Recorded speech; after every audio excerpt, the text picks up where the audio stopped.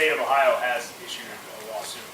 Yeah, Do you that's guys right. post anywhere, like Norfolk's like plans that they present you with, like Yes. what their step? You guys post Yes. those online, and then what you Once we approve them, we post them on. And there are 3, I believe, that are approved now, out of 15. Okay. So, Out of what? out of 15. 15. 15, We 1 don't 5. 15. It's Mark, on them funds, and maybe let me figure out, where did them funds go? Mark. Yeah, yeah. He's buying around right after this meeting, guys. Was it turned over to the village or? No, so one of the things we do is when we issue, we start the, we'll call it that side of the enforcement process. This side of the enforcement process is to force them to do the work. The other side of it, when we start asking for money for funds, we always look at alternative settlements. I'll give you an example. We had a massive, we had a massive oil spill in 2010 in Michigan. Trashed 40 miles of river. We had the communities tell us how they would like some of that injunctive money spent. Instead of just giving the federal government the money, how would the local communities like that? And they ended up building boat launches off of this entire stretch of river. And they also did some other community improvement projects, to support schools and things like that. So we do have options outside of just finding them. And that's To still help the community. So, That's still hitting. but that'll be years down the road. That'll take a lot of negotiating and so forth. Right now we're in cleanup phase. Any more questions from the middle? I have 2 questions. Why did the EPA allow the burning of 4 additional cars when there was only issue with 1? Yeah. So we did not authorize that. We are not, when we're in that phase of the emergency, we don't make that decision. We provide input to those decisions, and what we provided was an adequate, we helped develop the modeling for what the air was going to do when the plan was just to burn 1 car, right? Because that was the original plan. That night, Sunday night, the plan was meant to burn 1 car. On Monday, we learned that they made the decision to vent and burn 5 cars. We weren't part of that decision. But you guys knew before? Before the vent and burn happened, we knew it was happening, so we enhanced our air monitoring equipment to be able to handle something larger. Was there nobody who could say, nope, you're not going to burn 4 additional cars? So, When that wasn't in the plan? it was our understanding that there was a significant risk of explosion, and that was the rationale behind it. I've been on vent and burns in the past, not 5 cars, but I have seen it done. I saw it done on a propane tank car before. It was pretty massive, and if that thing would have blown up, it would have taken lives. Okay, but aren't the tankers for this designed to actually just split open rather than send shrapnel? So that's above my pay grade. I don't know the answer. That's So my I was in the room, understanding. so I'll tell you what, from my perspective, what happened. The relief valves were gummed up. It was going a process called polymerization, and I know that's probably not how you pronounce that word. It was going from a liquid to a solid. It was like a slime, and they put an additive in there to keep it stable as they transfer it across. Right. When it wrecked, those cars were in the center of the heat, so that's where they got all the heat. So therefore, it burnt the additive out, is what we were told. Now, this is what we were told. We're not experts. We're not chemists. The mayor, he's fire chief. And there was a bunch of other people in the room. The people who actually owned the stuff were in the room. As there's rumors that they weren't, they were. They were solvent. They were in there. They were there. Okay, that's something that they didn't. We didn't know that. Yeah, I don't know why they don't put it out, but Yeah. it's town hall. We might as well get the truth out. Do you have the name? No, I don't know their names. I'm sorry. I don't know. That came up at the Senate hearings. That's Right, why the it's such a hearing, shock. yeah. Yeah, they were there. They I blamed don't it all know on the fire chief. what. They blamed it all on the fire chief. So the fire chief was the incident commander, The owners of the car. but no, he did not make that decision by himself. There was 40 people in that room. So yes, he was the incident commander. So that's who they want to blame. I got his back, and I'll stand behind that man for anything. For what we've been through. I got his back, he's got mine, and they want to chuck him under the bus. I'll be right under that tire with him because Yeah, so they were there, the people that owned, it was either the car or the liquid. I don't want to be misquoted. They were there. It was two guys, I don't know who they were. So they knew the situation. The temperature was rising. I saw it with my own eyes with the drone footage and, going in, he was measuring I couldn't see the actual temperature. I saw the guy in there measuring it, and that man came up and said he was who got us through this. That the temperature's rising. I think it's I'm just throwing these out. I don't know if these are exact temperatures, but it was 135, and it should have been just normal temperature. If it got to 155, they couldn't put anybody in there, and once it got to 155, it was crazy and it was going to blow up. We had the Ohio National Guard, who were tremendous during this whole thing. They gave us a map and said, this is what a model. This is what's going to happen if this thing blows up. It was a 3/4 mile area.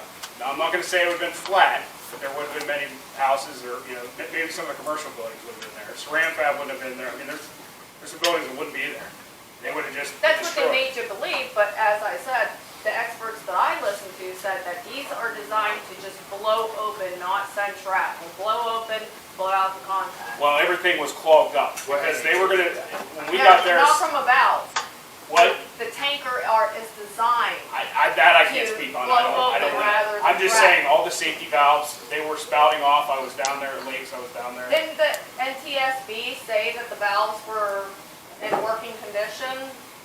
Does anyone I recall thought it was that? just the one that Say was all with but the one. aluminum with melted. Yeah, that's what I heard. Just one. The valves were they were clogged up from the inside, is what we were being told. What you were being told.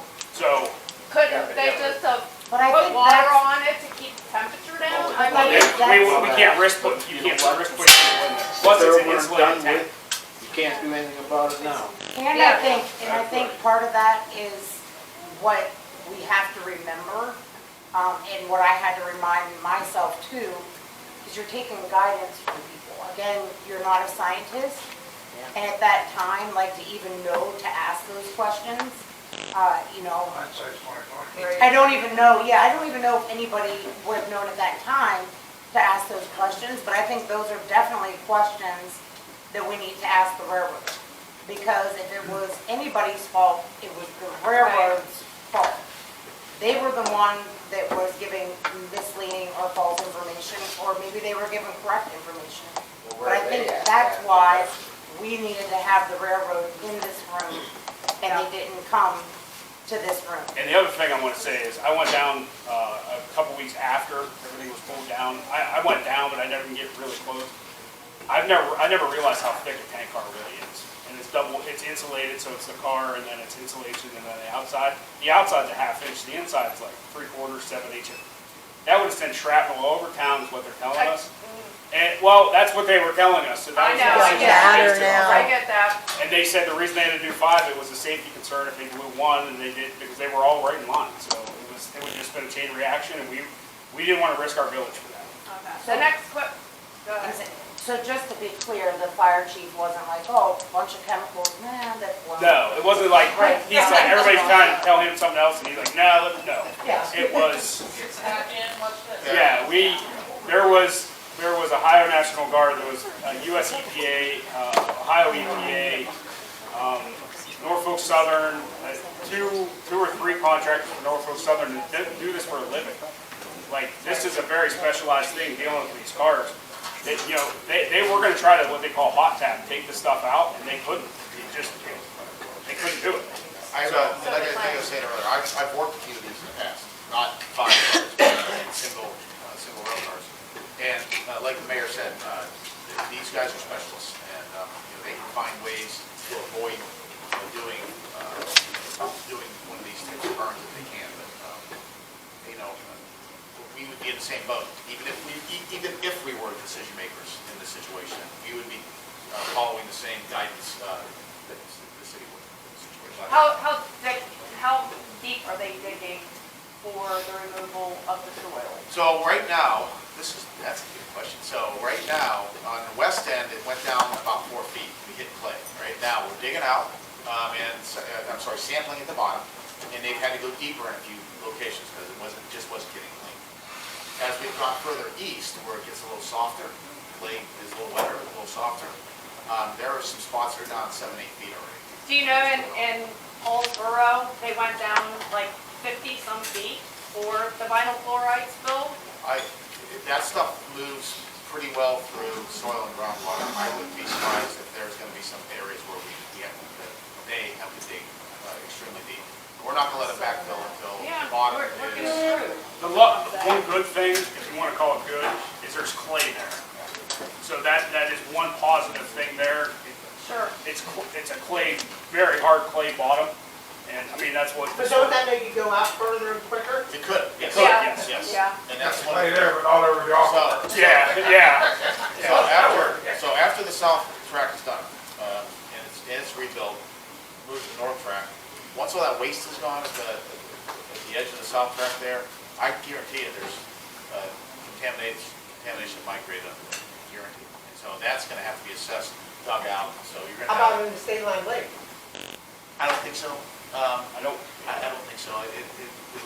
That was far enough away, I think. I mean, when we get to the north side, if we start chasing it that way, we'll know, but I doubt it. And one last question, considering Negley is a valley, why didn't the EPA, or maybe they did and I'm not aware of it, why did they not go down there with testing equipment to test the air after the burn? Because all that crap sunk that They was did. heavier than air.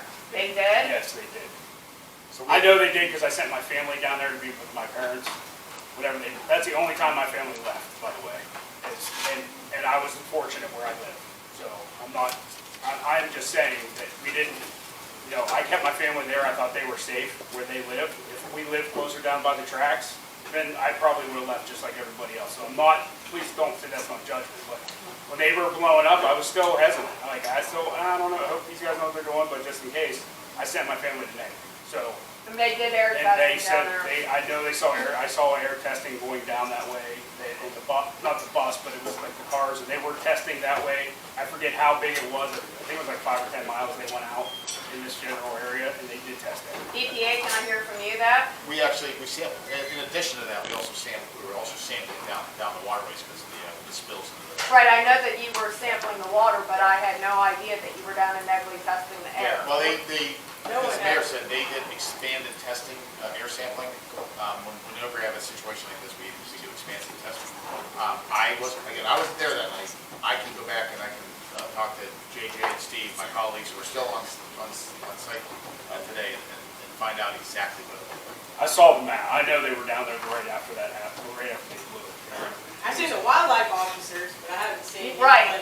I'm not saying they're still doing it, she asked when they blew it up, No, when we're they not- blew it up. yeah, we're I'm not- not saying now, I don't know where No, they're. when they Yeah. do it and all that, that's the only people I've Yeah, I seen didn't hear out that there. the air was tested or anything down in Negley after the burn. It was tested, in Unity, it was tested, because it went that way, so they got the edge of Negley, they got, into Pennsylvania, they were all over that area. Maybe you could get those reports when they. Maybe, They should, maybe, I'll yeah, have they to should. Did you look. have questions, Tim? Is there a barrier underneath all the contaminated soil? Yeah. And I figured there was, but what exactly are these 2 million gallon tanks for? Yeah. Yeah. Second question. Yeah, All of his money from the fines. I assure you, it's not a new water park. Right. Darn it. So, in all seriousness, it's, on the south side, you see all what we call fractionation tanks or frac tanks, the really big blue square rectangular tanks. Those are really expensive to rent. So the railroad determined that it was cheaper to construct these 2 1 million gallon tanks to use longer term instead of continuing to rent these fractionation tanks or frac tanks. So that's what it's for.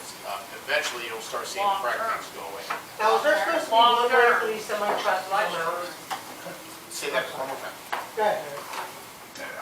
The sheet piling that they drove the whole way around this, that's gotta be contaminated soil, so they're gonna dig up to it and then put the track back and pull it up and dig that Sheet soil piling, what I up. was told, is stabilization for the tanks. They were scared that the tanks would settle. The ground would go, Yeah, and push out with the weight. with all the weight. So that's what the sheet piling is for on Pleasant Drive. Yeah, North Pleasant. Yeah. So they're holding clean water then? They're The holding tanks? contaminated. It's gonna be contaminated water. Yeah, They're not And using how it. long are they gonna? What's the risk assessment on that? Well, I'll tell I you mean, I know they what. bolt this thing together and put a liner in, basically a big above the ground swimming pool. Yeah, I you know, mean- interestingly, we're close to 9 million gallons of water already shipped off site. Well, they put charge power, that's their current. How do you take that out and put it in a tank? That's a good question. I'll follow up on that. I don't know. Is there supposed to be one It should be route for a semi truck to go down Taggart Street? Because I live on East Martin and these things are flying. The only time they're supposed to go down Martin is empty to get clean water. But that's what happened there. Okay. Okay. You got that one? Do you have, do you have a question, ma'am, and then we'll go to you. 1 second. Okay. Is it tankers and trucks? It's tankers and trucks, I got them all on my video because I got cameras on the front side of my house. It's everything. Well, there's stone trucks coming down there. It's not stone. It's not stone No, trucks. sir, Okay. it's tankers. All right. Eastward as well. I have a question, so you said long-term. Can we, I'm sorry, can we just, let her ask a question? I apologize, No, but go ahead. she's been waiting down here patiently. One of my questions, I have a lot, but one of my questions is, why are they, well, is the radius going to be widened for coverage for help for EP residents past the 2-mile town, other towns like Nagley, Unity, Darlington, $1,000 check, they said may not get reimbursed for evac costs. I know Will Hardin and Norfolk Southern said evac checks for Nagley will be reimbursed if we provide receipts, but what about everything else? So this is what I understand from the railroad now. I want to let you know how their financial assistance program works. First of all, we don't have the legal authority to enforce their financial assistance program. However, before the South Track work started, we got together with the mayor and we agreed that some sort of additional support, we were thinking specifically about relocation while this work was going on because of the potential for vapors to get in the neighborhood and, especially the odors, because the butyl acrylate odors can be so strong, as you all know. So we got together and talked to the railroad and convinced them to reestablish financial assistance. Now, the determination was to do it primarily in the 1-mile radius, right, and some areas immediately west into East Palestine. And they said that they would reimburse those that weren't in that area if they produced receipts. But they weren't just going to give them, whatever they give, the gift cards or whatever. How do people who are broke pay for stuff? Hold that thought. So again, that's their program. I wish they were here to address it. But we don't have the authority to enforce that program, so just so you know. And just for time's sake, if we can just limit it to one question. I know we had a lot of questions that were submitted online too, and I was thinking maybe we could just answer those in writing at a later time. We can do this again. Just, yeah, and we can schedule them in the future. I just know that, time-wise, to get through all these questions, but I really thank you guys. I think this has been helpful for community. Do we have more questions from the middle table? Okay, so I don't have to mile from the site, my house is on Allen Street. 3 kids, 11 grandkids, nobody will come to my house. That's not, How long do you think this cleanup will be? Like, for instance, they're saying 2 weeks, and they say 2 months, now we're saying July. Is there a certain period of time that you guys have to get it done, and if it doesn't get done, all of a sudden it's a wasteland? Yeah, so it will be done. It'll be months, not weeks. Okay. It will be done though. Is there a certain period of time that you have? Like the Norfolk Hazard will be fine? So this is, we believe, best case scenario from right now, 3 months. Okay, best case scenario. Now, as we were just talking, I know, I don't have to have a sample to know, there is contamination under those waste piles. I know there is. So it could be that might, worse once so they get if it's mild contamination and they can dig it out in a few days and ship it off, it won't take much longer. But if it's a little more extensive, and I think there are a few areas, especially down near, name that business down there, Spray fab. Saran Fab. Saran Wrap? There's a crock right next to Saran Wrap, and we pull product out of that crock, so I know there's contamination in that area. The lake's obvious, I work there, at Lakes, so that's obvious, We'll see. There might be a situation with building needs to be done. Right. But we'll see. There was another thing that they were talking about, this is just overheard, that they could somehow put pipes in there and aerate it. Because they talked about doing that on the tracks, and that was a no-go with everybody. We didn't want them to do it, EPA didn't want them to do it, so they dug it up. But under a building like that, where it's all soil and not all rock, there's a chance they can aerate it somehow. It also How it depends on- works, yeah. yeah, I don't. How about south of the water treatment plant where it's straight up and down both sides? I mean, They're gonna try to I think they wanna naturally do that as best they can, because even if they would tear it up, it would destroy the ecosystem. So they're trying to supposedly this has a half-life, don't quote me, VOC, it's a volatile organic, so therefore it's, it's natural, but it's made up of natural compounds, so therefore, like, It'll break down eventually. 180 days, 2 years, 3 years, it'll break itself up. That's what we're hoping. That's, In the dark, it lasts for hundreds of years. yeah. I think it's an interesting thing about what you said about the timeline is I know personally when I went over to the assistance center, they were telling me 6 weeks. They were only willing to pay 6 weeks out, and then I know, again, there's no rhyme or reason. Some people they're saying 3 months, some people they're going 6 months. So, I was told 2 weeks, 2 weeks ago. Right. Do we have any more questions from this side? Are you familiar with the term sick building? Sick building, as in sick building syndrome? Yes. I've heard that term before, yes. How is all of the base of East Palestine, Jimtown, and Negley not now sick buildings? I know, I'm in Jimtown. It said Jimtown Road. When I called to get my air tested, they said, nope, you're 1.1 mile.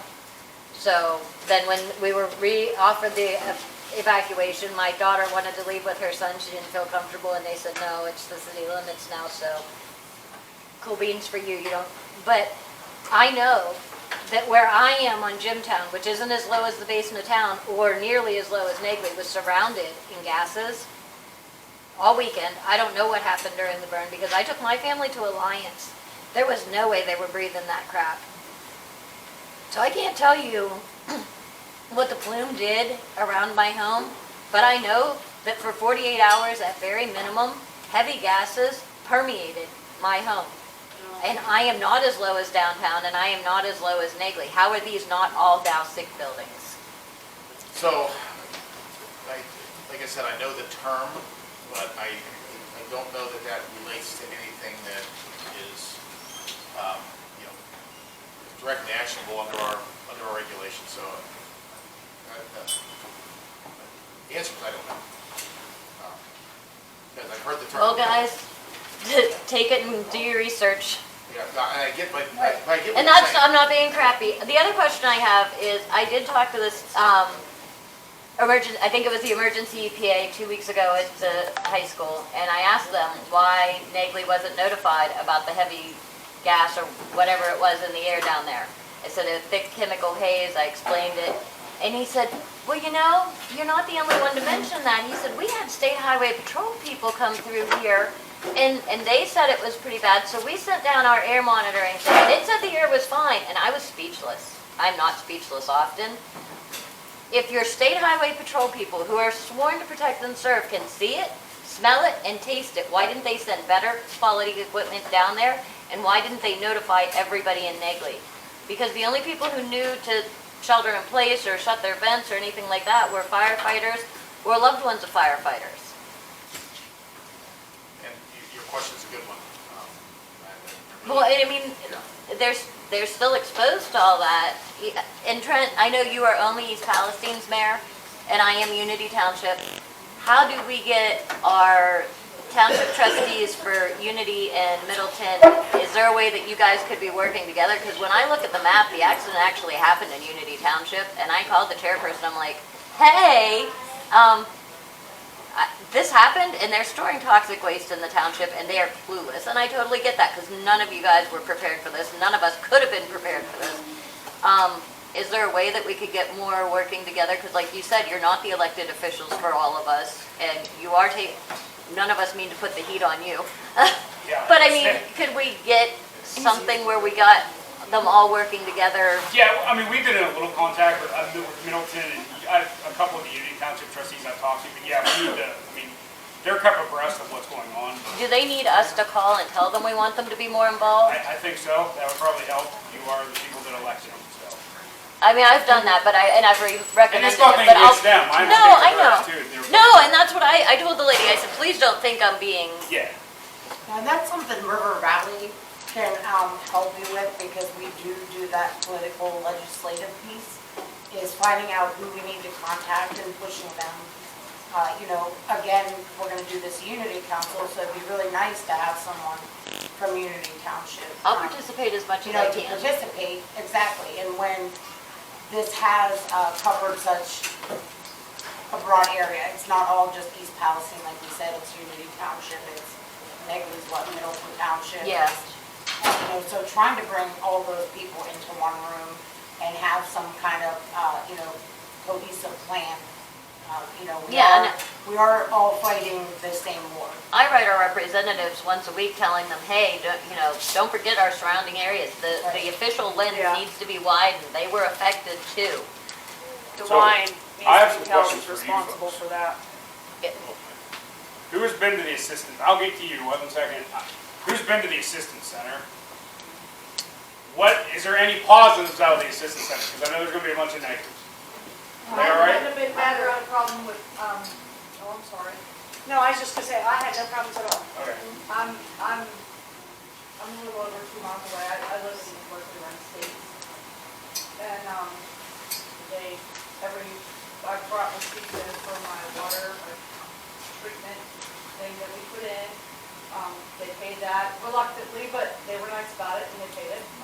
And they didn't even give me grief. They just said, because I said that somebody authorized it from the time I was there prior. And when I didn't have his name, I pointed him out. He goes, oh, okay, but we probably wouldn't have. That's the most they said, but all the other 3 were, the ductwork cleaning, paid, never a question. And then the air purifiers, paid. And they just, I gave them the receipts, not one, didn't bat an eye at anything. All right, so who's had a negative experience? We had that trickery, social security numbers. They're writing a check in my name, but they want my daughter and Linda's social security number. And they got it out of me once, but I stood back in there and demanded and they did take it off. I don't know why they would want our daughter to. I mean, she's 19, but she's not there, he's there, he's getting a check in his name. And then, I mean, I'm an insurance agent, I don't do claims, but those are claims they want. So if anybody's dealt with insurance, you know, they're gonna, well, if you take this, you can take this, don't take that. And then, well, I gotta check on this, and they do like the used car salesman where I gotta go and check with my general manager to come out. And it's just all posture right now. If they move into town at the Jehovah's Witness Center, that's not good for people who are handicapped to access that. There's not enough parking, just like us going to these town hall things that we have now. It's posturing because we don't get to sit and have a conversation. You stand, you ask a question, and then you move on. It's not welcoming.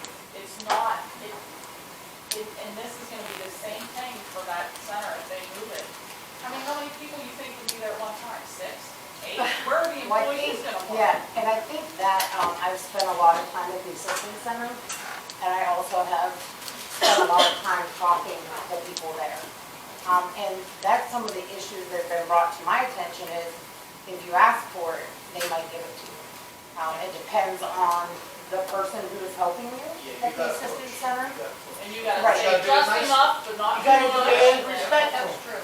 But it's also, there's a population that's not going to do that. You know, for example, my aunt and uncle are very humble. They were given this $500 card for a week at a hotel. They canceled the hotel reservation. Now, my cousin heard about it and raised his voice. And when he called me, he was so mad because he's like, everybody deserves this. Had I not said something, my parents would still be in that house. And we have a lot of people that are like that aren't going to ask, that aren't going to push. Those of us, most of the people I'm looking around in this room, don't have a problem